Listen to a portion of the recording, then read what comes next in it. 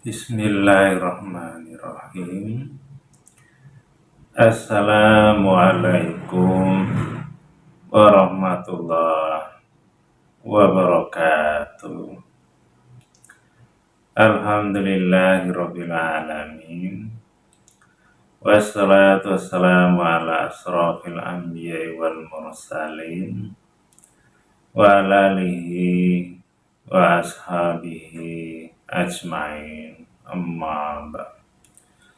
Saudaraku sekalian, Allah Subhanahu wa Ta'ala berfirman yang ada di dalam Al-Quran di surat Furqan ayat 63 yang bunyinya,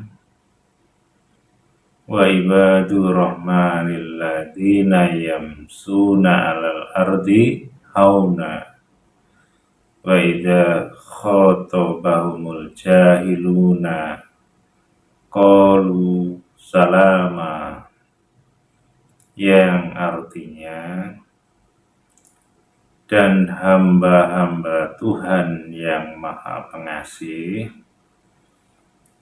yaitu yang berjalan di muka bumi dengan rendah hati, dan apabila orang jahil menyapanya, mereka menjawab dengan salam. Kira-kira artinya seperti itu.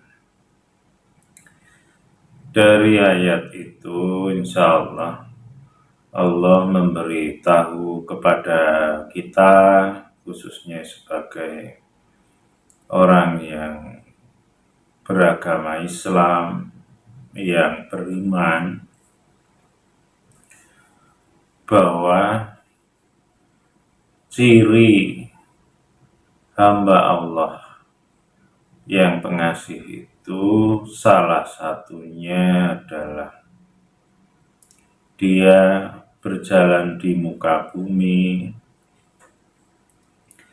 atau menjalani kehidupan ini dengan sikap rendah hati, baik itu tutur katanya, cara berpikirnya, cara memandang, cara bersikap kepada siapapun, baik itu umpamanya kepada orang tua ataupun mertua, kepada suami atau istri, kepada anak, kepada teman, tetangga, kepada saudara, kepada siapapun. Orang yang rendah hati tadi, dia akan menunjukkan sikap rendah hati itu di dalam kehidupannya sehari-hari. Insya Allah seperti itu. Jadi kalau kita itu ingin menjadi hamba Allah yang pengasih, maka salah satu yang harus kita amalkan yaitu rendah hati tadi. Dan kalau kita coba contohkan, umpamanya kalau kita dengan pasangan hidup kita, baik suami ataupun istri, maka ketika berbicara ya berbicaranya santun, menyejukkan, tidak menunjukkan sikap yang arogan, merasa paling benar, dan juga tidak menyalahkan istri atau suami ketika salah.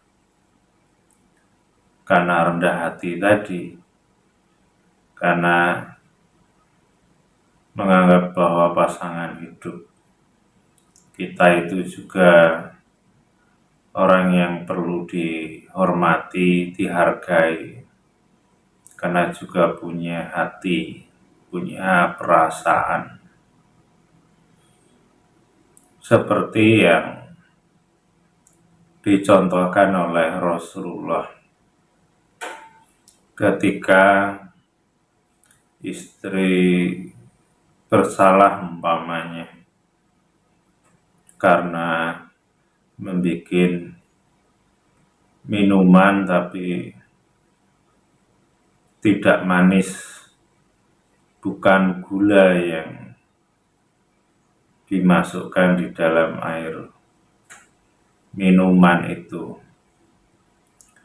Rasulullah tidak menyalahkan, tapi Rasulullah menghabiskan minuman itu agar istri tidak tersinggung ataupun malu atau merasa bersalah, karena demi menghargai, menghormati, memaafkan, memaklumi kesalahan istri tadi, dan juga bukan karena sengaja. Jadi seperti itu juga sebuah sikap rendah hati, karena kita juga seharusnya seperti itu, dengan alasan ya wajar, namanya manusia kadang-kadang khilaf, salah. Kita pun juga mungkin pernah mengalami hal-hal yang sama, yang tidak sengaja, sehingga ketika kita itu melihat kesalahan seperti itu, tidak perlu dipersoalkan kemudian disalah-salahkan. Di antaranya seperti itu. Begitu juga kalau kita itu dengan orang tua. Namanya orang tua juga manusia, mungkin ada benar, juga ada salahnya. Sehingga kita itu ya memaklumi dengan segala kelebihan dan kekurangan orang tua. Tapi kan kita juga ingat dengan ayat-ayat Allah yang lain. Umpamanya ada ayat wala tajassasu, dan janganlah kamu itu mencari-cari kesalahan orang lain. Artinya kita juga demikian dengan orang tua umpamanya. Kalau orang tua itu salah dalam berbicara, dalam memberi nasihat, mendidik kita, atau punya pendapat tapi tidak sesuai menurut kita umpamanya, ya kita maafkan, ya kita rendah hati. Walaupun seperti itu orang tua kita yang melahirkan kita, atau yang mendidik kita, yang membesarkan kita, yang menyekolahkan kita. Jadi kita harus belajar husnuzon, baik sangka, lihat sisi baiknya. Jangan hobi atau suka mencari-cari kesalahannya, karena kalau itu kita lakukan, ya banyak kesalahan itu, bukan hanya orang tua, semua orang umumnya kita juga banyak salahnya. Tapi kita tidak diperkenankan oleh Allah untuk mencari-cari kesalahannya. Kita diajarkan untuk husnuzon, untuk baik sangka. Ya yang baik-baik saja. Yang keliru ya kita maafkan. Wajar namanya manusia. Apalagi kalau nyinggung orang tua kita. Dia seperti itu ya boleh jadi karena orang tuanya atau nenek kakek kita dulu juga tidak sekolah, jadi tidak tahu cara mendidik anak yang baik dan benar, sehingga ya mungkin dulunya menasihatinya ya sederhana. Jadi kita maklumi, kita harus rendah hati, jangan merasa kita itu berpendidikan tinggi, wawasannya lebih luas, lebih pandai, kemudian mentang-mentang tidak menunjukkan rasa hormat, rasa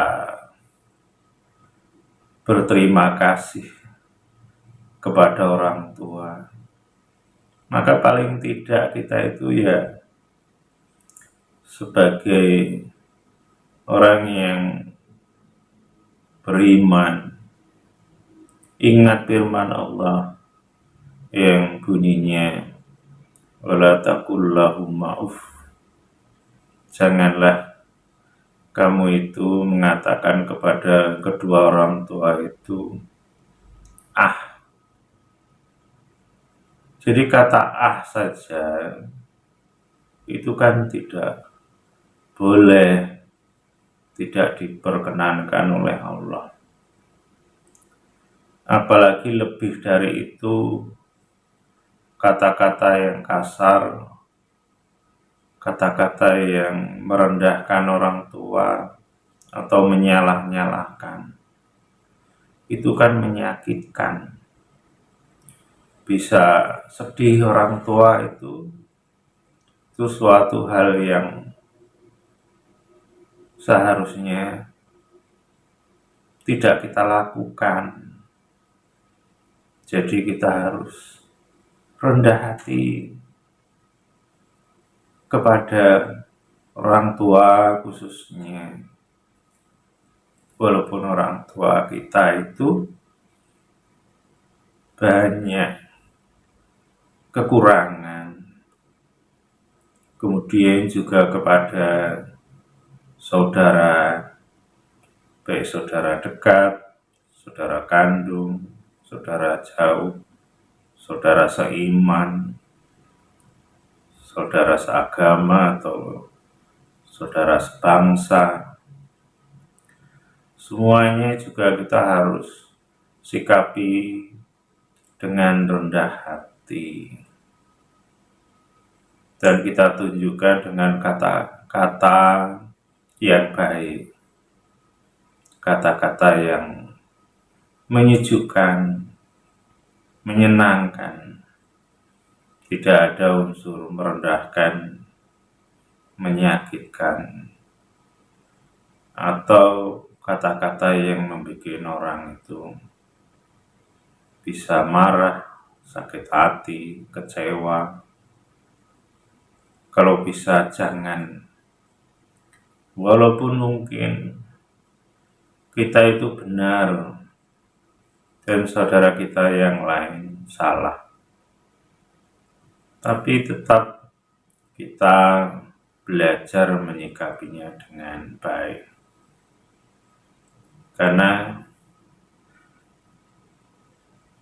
persaudaraan itu sangat penting bagi kita, sehingga Allah juga mengajarkan kita untuk memaafkan dan mendoakan kesalahan orang lain walaupun itu salah.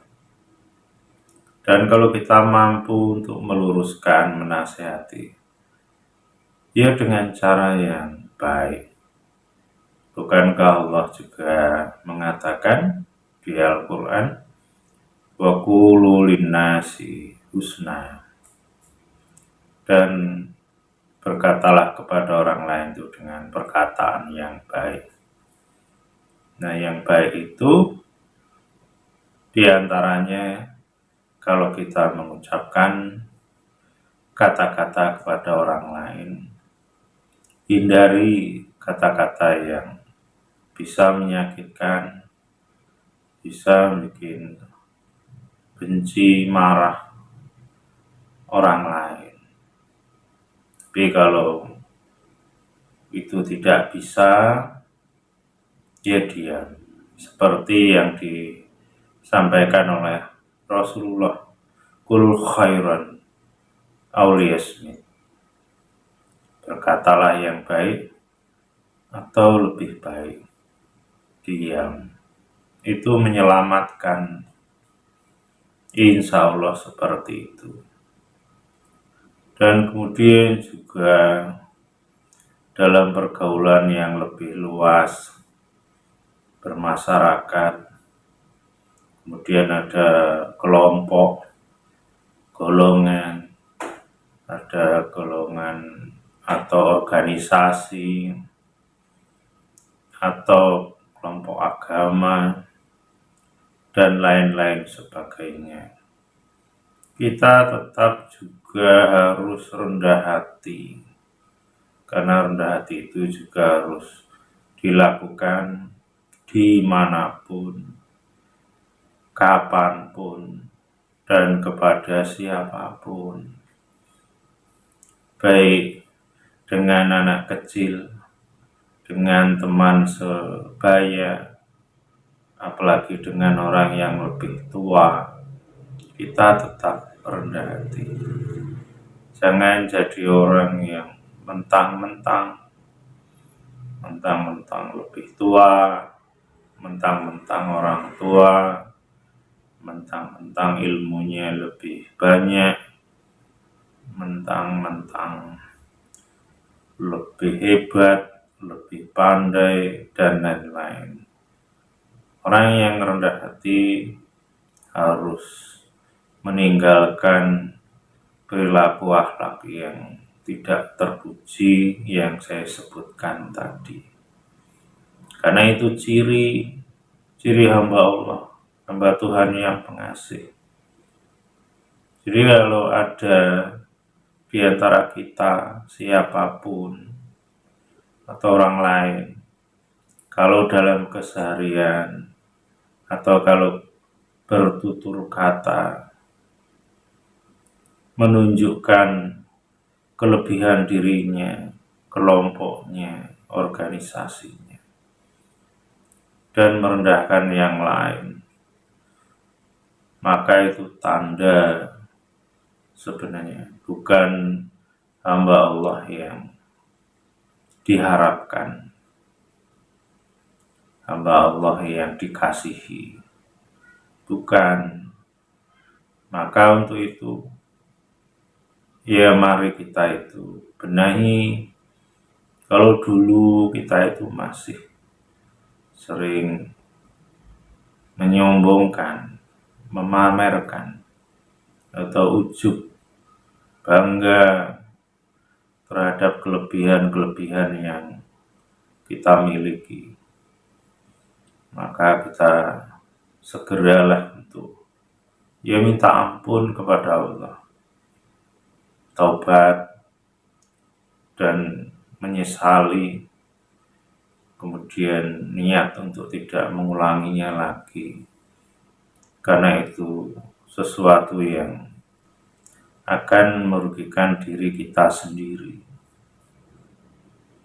yang akan merusak amal-amal kita kalau kita tidak bertobat atau merubahnya. Nah, ini yang harus kita pahami. Dan banyak perilaku atau akhlak kita sehari-hari yang mungkin tidak kita sadari, yang mengarah tidak rendah hati.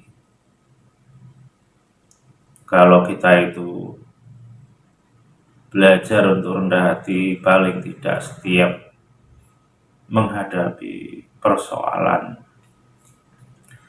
umpamanya kita diberi oleh Allah kelebihan, kepandaian, atau kesuksesan hidup, ya kita kembalikan kepada Allah. Alhamdulillah, ya Allah, segala puji bagimu, ya Allah. Apa yang aku dapatkan, kepandaian ataupun kesuksesan, itu sebenarnya dari Engkau, ya Allah. Bukan karena kehebatanku, kerajinanku, keterampilanku, tidak.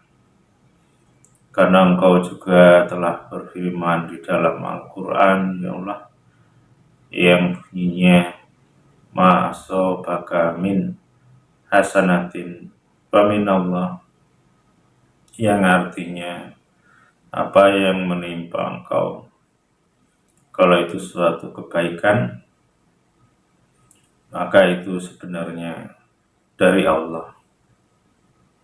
Dengan dasar ayat itu, saya sebagai manusia, ya Allah, kalau saya mendapatkan kebaikan, nikmat, bentuk apapun, entah itu kesuksesan ataupun keberhasilan yang lain, pada dasarnya itu dari Engkau, ya Allah, bukan dari diriku. La haula wala quwata illa billah. Tidak ada daya dan kekuatan kecuali dari Allah itu sendiri. Tidak ada sedikit pun dariku, ya Allah. Maka apapun yang saya dapat kebaikan, itu darimu, ya Allah. Dan yang pantas dipuji hanya Engkau. Kira-kira seperti itu. Jadi kalau kita paham itu, malu kita itu mau merendahkan orang lain, malu kalau kita itu meninggikan diri kita, karena kita tidak punya apa-apa, semuanya dari Allah. Jadi itu yang harus kita ingat, kita sadari, agar jangan sampai kita itu jadi orang yang sebaliknya tadi, tinggi hati. Karena dengan tinggi hati itu dampak buruknya juga banyak. Karena nanti bawaannya merendahkan orang, mencari kesalahan orang. Kalau ada orang yang bicara tidak cocok dengan dirinya, marah, emosi, tersinggung, egois, maunya benar sendiri. Biasanya seperti itu. Tapi bagi orang yang rendah hati, dia merasa tidak ada apa-apanya. Dia merasa orang yang bukan orang yang lebih baik, enggak. Orang biasa yang ya masih banyak salah, keliru. Dan kalau disalahkan orang, dia tidak tersinggung. Karena dia merasa mungkin lebih banyak kesalahan yang tidak diketahui oleh orang lain. Bisa seperti itu.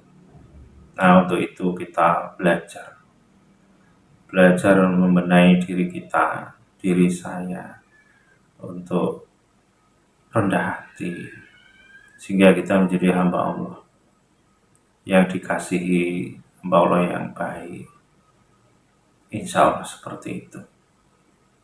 Nah, untuk kesempatan kali ini itu saja yang bisa saya sampaikan. Mudah-mudahan ini bermanfaat bagi kita. dan kalau ada kurangnya saya mohon maaf. Kepada Allah mohon ampun. Akhirul kalam. Assalamualaikum warahmatullahi wabarakatuh.